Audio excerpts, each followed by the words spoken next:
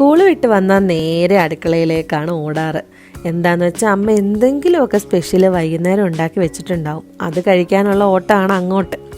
നല്ല ശർക്കര ചേർത്തുണ്ടാക്കിയ അവൽ, അതല്ലെങ്കിൽ കൊഴുക്കട്ട, ഇനി അതല്ലെങ്കിൽ അട, ഇതൊക്കെയായിരുന്നു ഞങ്ങളുടെ ഫേവറേറ്റ്.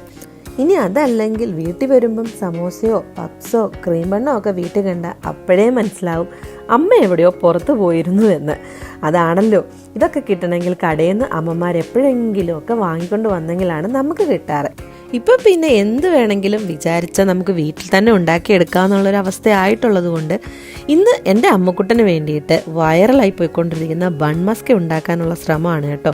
എവിടെ പരിപാടി അവതരിപ്പിച്ചാലും നമ്മൾ കുളമാക്കുന്നത് കൊണ്ട് ആ ബട്ടർ നന്നായിട്ട് ഞാനങ്ങ് വെള്ളം പോലെ ഉരുക്കിയെടുത്തായിരുന്നു. പക്ഷേ എന്നാലും ഞാൻ ഒപ്പിച്ചെടുത്തിട്ടുണ്ട് കേട്ടോ. അപ്പോൾ ഇതുണ്ടാക്കാൻ വേണ്ടി എല്ലാവർക്കും അറിയാമായിരിക്കും. റൂം ടെമ്പറേച്ചറുള്ള ബട്ടറിലേക്ക് കണ്ടൻസ്ഡ് മിൽക്ക് ചേർത്ത് നന്നായി യോജിപ്പിക്കുക. ഇനി വാനില എസൻസ് ഉണ്ടെങ്കിൽ സൂപ്പറാണ് കേട്ടോ. കണ്ടൻസ്ഡ് മിൽക്ക് ഇല്ലെങ്കിലോ അതിലും വിഷമിക്കേണ്ട, നമുക്ക് കുറച്ച് പൊടിച്ച പഞ്ചസാരയിൽ പാൽപ്പൊടിയും ചേർത്ത് ഈ ബട്ടറിലേക്ക് മിക്സ് ചെയ്തെടുക്കാവുന്നതാണ് കേട്ടോ. നന്നായിട്ട് മിക്സ് ചെയ്ത് ഒരു ക്രീം രൂപത്തിലാക്കിയെടുത്ത് ബണ്ണിൻ്റെ ചുറ്റോട് ചുറ്റും ഉള്ളിലെല്ലാം നിറച്ച് വെച്ച് അങ്ങോട്ട് കഴിച്ചോളുക. നമ്മുടെ ബൺ മസ്ക ഇതാ റെഡി ആയിട്ടുണ്ട്. അപ്പോൾ ചായയും കൂട്ടി കഴിക്കല്ലേ. അത്രയേ ഉള്ളൂ. ടാറ്റാ, വീണ്ടും കാണാം.